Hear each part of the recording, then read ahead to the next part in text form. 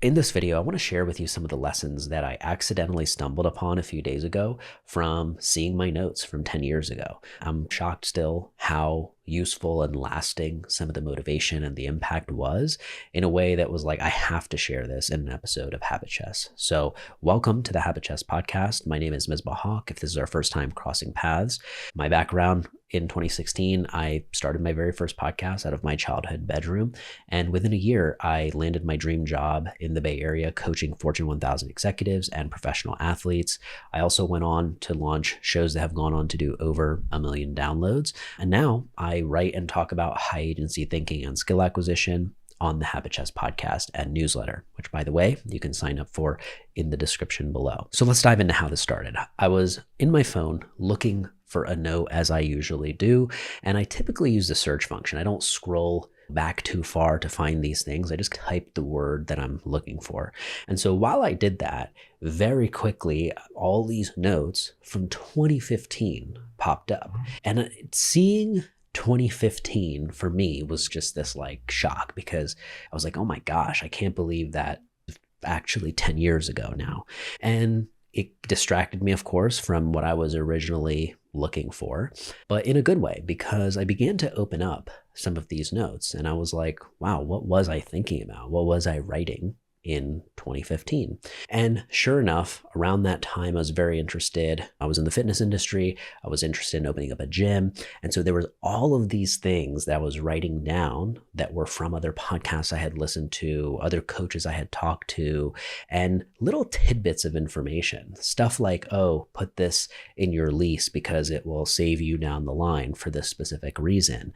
And some famous gym owner shared that on a show that I was like, oh my gosh, we would never get access to this if I didn't sit down with this person and maybe even pay him to get access to that information. So there's all these tidbits of stuff I was discovering, stuff I was learning that I began to stumble across. And then it made me go, you know what? Okay, 10 years, that like, I haven't looked back that far in a little while, but now I'm curious, what does 1 year ago look like? And I didn't do this in just my notes app.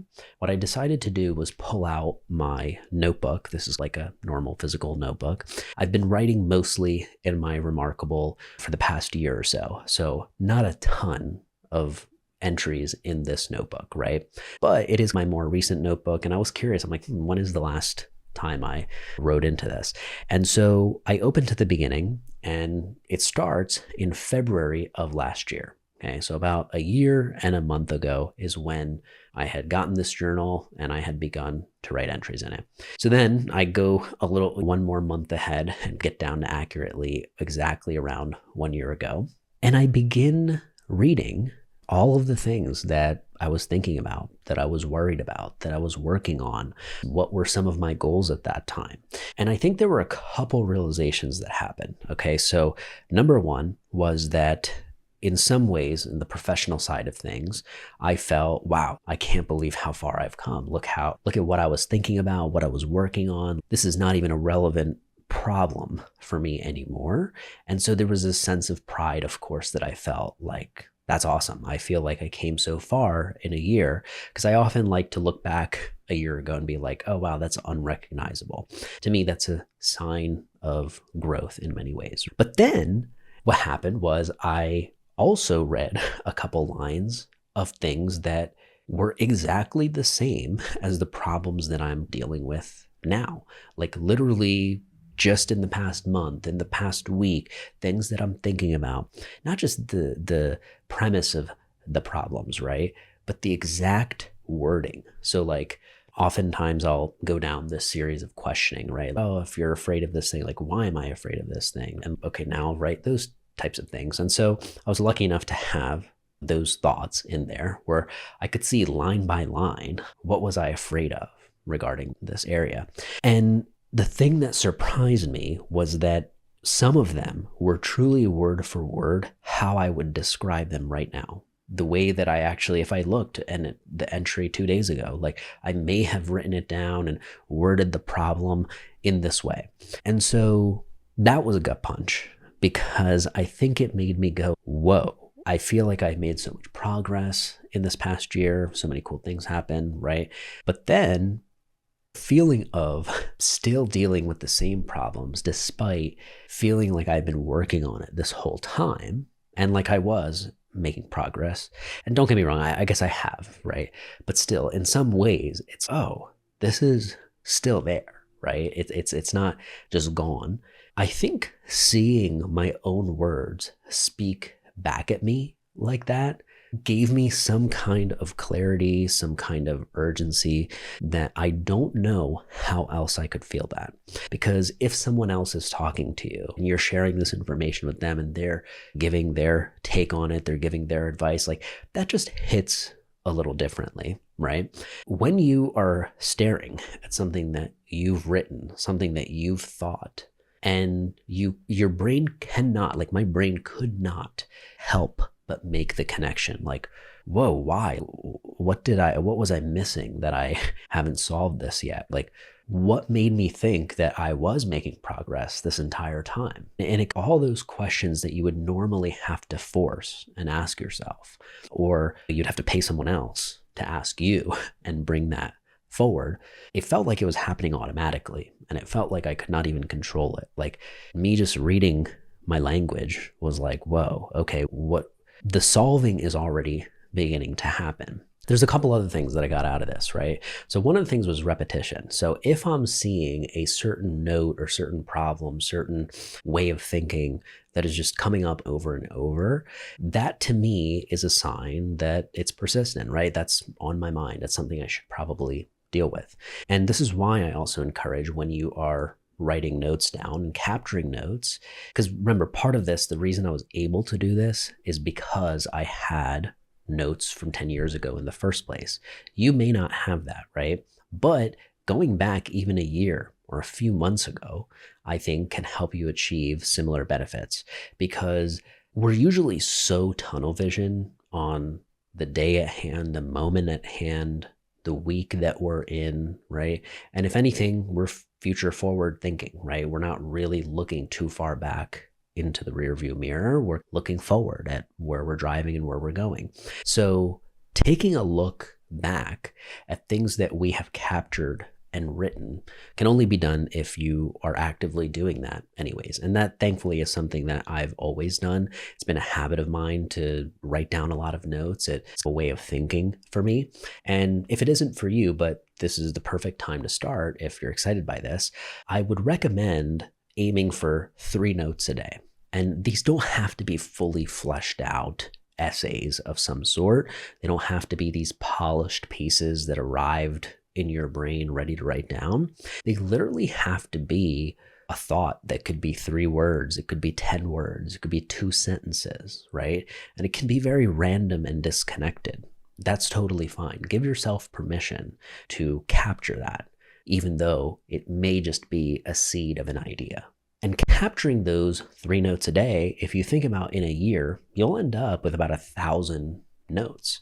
To have 1,000 fragments of how you are thinking, what you're thinking about, what you're interested in, what you hate, what you like, what you don't like, all of that stuff begins to, you now have data, right? Where if you took these 1,000 notes, and if, not saying you would do this, but if, you gave it to ChatGPT or something, right? It can now, there's this character forming, right? There's patterns emerging. There's actual lessons from this data that we can probably extract.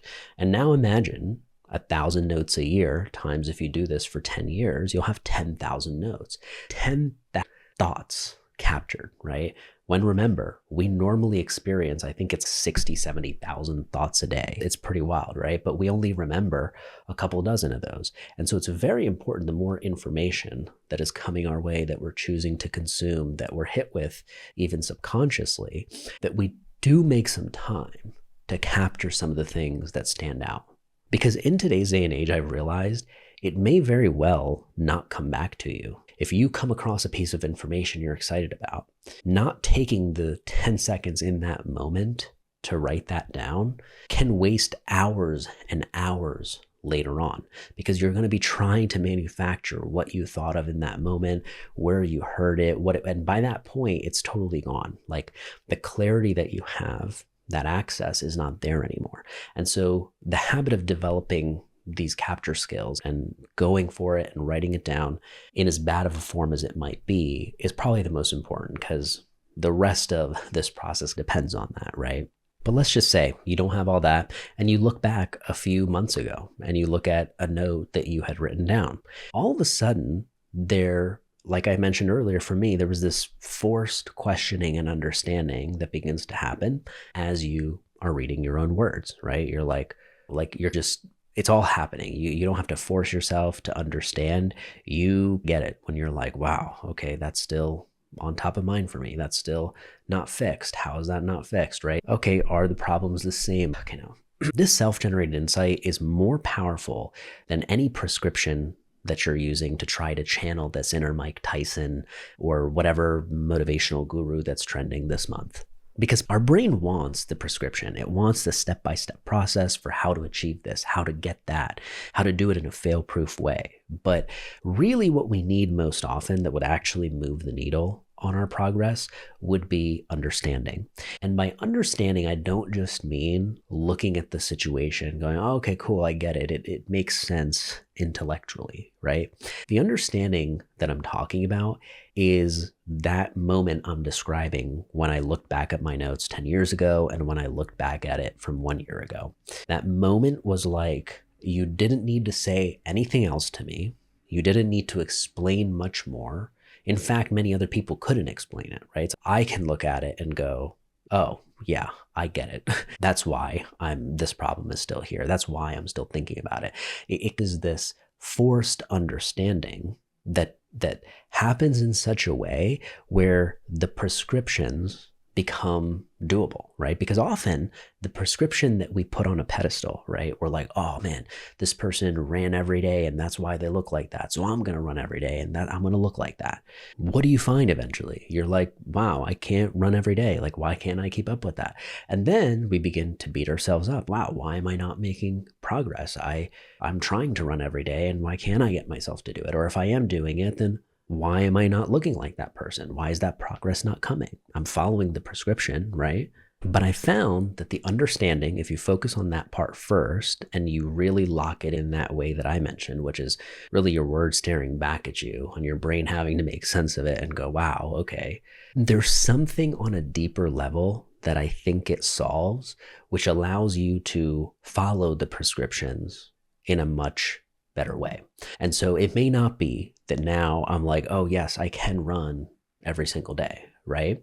It may be that I have a deep enough understanding about myself, my limitations, this process, the methods, where I'm like, okay, I can see why that person ran every single day and why that helped them. For me, this is how I would modify that. This is how I would adjust that. And here's why. Or let's say in this situation, you truly did want to actually emulate that person and follow the prescription and run every single day. You will find that having this deep increased understanding allows you to follow that prescription in a pretty seamless way, in a pretty effortless way. Something that once felt like there was so much friction between you and it to get it going, all of a sudden begins to feel like, okay, I can do it. I get it. Right? There's this barrier that just vanishes and dissolves. And so that is what I think is the most life-changing thing that I discovered from looking back at these notes, to the degree that it made me go, wow, okay, I need to do this at least on a weekly basis, because I did do this on a Sunday and it was great because it allowed things to set up for the week in a great way where it's okay. I looked back the past week, the past year, the past 10 years, right? And it probably gave me a level of understanding and clarity about my progress that I could not get from just seeing metrics and numbers, right? Sure, okay, let's just use like subscribers or something as a way to do that. Okay, I was at 100 subscribers 10 years ago. Now I'm at 100,000, right? Okay, clearly there might have been progress that happened numerically. It shows that there was, right? But who did I become in that process, right? Not just what did I attain? What did I have? What did I get? Who was I becoming? Just like Jerry Seinfeld said in his speech at Duke University. It's like, focus on becoming, not having. And so I find that this process of capturing notes and then revisiting them, at least minimum on a weekly basis, allows you to see those details of who you are becoming in the process, through the struggles, through the failures, not just through the attainment, because that doesn't come every single day, right? That's not going to happen in every day when you're writing your notes down. They're going to be coming in bits and pieces. Some steps move forward, some steps move back. But really the valuable stuff is when you learn what you learn, can you jot that down and recall it? Can you access that lesson later on? One of the weirder things is that the most meaningless note can be valuable. So something that seems just totally disconnected, random in the moment when you captured it, can be the piece of the puzzle that you need 5 years later, right? Or the way I like to call it is that it's the trampoline into the thought that you want, right? So it may not be the end result or the thought that you're going for, but it is the trampoline that allows you to jump off into the thought that we want. And if it just does that, it is very worth it sometimes, right? Because if you're not doing that, then what are you doing? We're trying to force through prescriptions without this deeper level of understanding. And I find that if we take a look back even a few weeks ago, a few months ago, at some of how we're thinking, and that's through the process of capturing notes, revisiting notes, we can improve the understanding that we have about ourselves and how we think and how we work. And these notes almost become a conversation with your most honest advisor, which is yourself. If nothing else, this practice allows you to listen to yourself and develop trust in your own voice. Instead of looking to other people for the perfect prescription for your situation, you'll find that you start trusting this intuitive sense that you have and knowing what is right for you and your situation. And that trust is so priceless. It's so invaluable and worth developing that I hope you do that in some way, even if it's not through this process. But this one, I can assure you, is a simple one. It's an easy one. It's a fulfilling one. It's fun. There are things that this will allow you to do that I don't think conversations and perfect prescriptions will be able to bring you. Because as Sam Altman said once in an interview with David Perel, he believes that there are some things that can't be worked out through a meeting or through a conversation. They can't be talked out. They need to be written out and thought out, and the words staring back at you a little bit in order to discover that idea.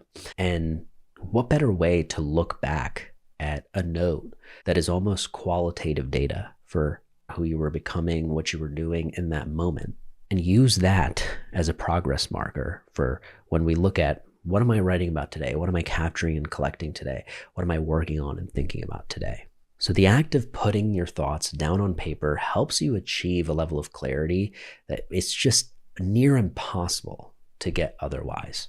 So to put this all into practice, right? Take 10 minutes. It doesn't have to be 30 minutes or an hour, but just take 10 minutes. Compare your most recent notes from today, yesterday, a recent time period, and then side by side, see if you can pull up something from a year ago, 10 years ago, as far back as you can go sometimes, right? And begin to ask yourself these series of questions. Number one, what problems have disappeared completely? Number two, what challenges have actually persisted?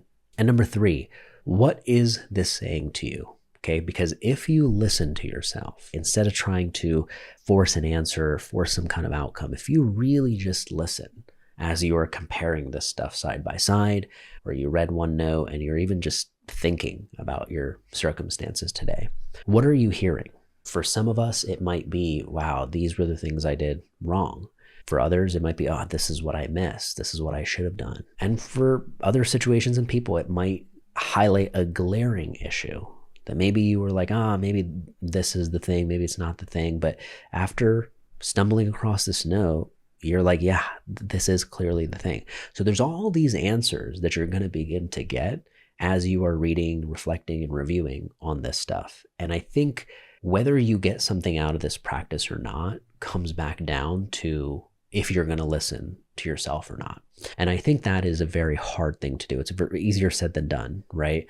But it's almost like the volume of the world and everybody else's noise is up so high that you can't really hear your own sometimes, right?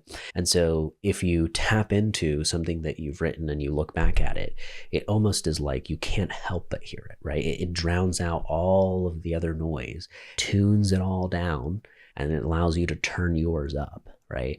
And while yours is up, you want to take what you can out of it. You want to go, what am I hearing? What am I listening? Like, while it's turned up, you really want to do your best and extract everything that you can out of it.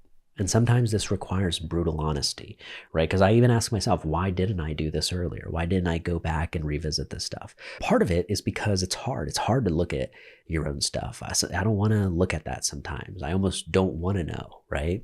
But that almost proves how much more important it is, right? It's worth going back, even if it is for just a few moments. Look at it as time travel, right?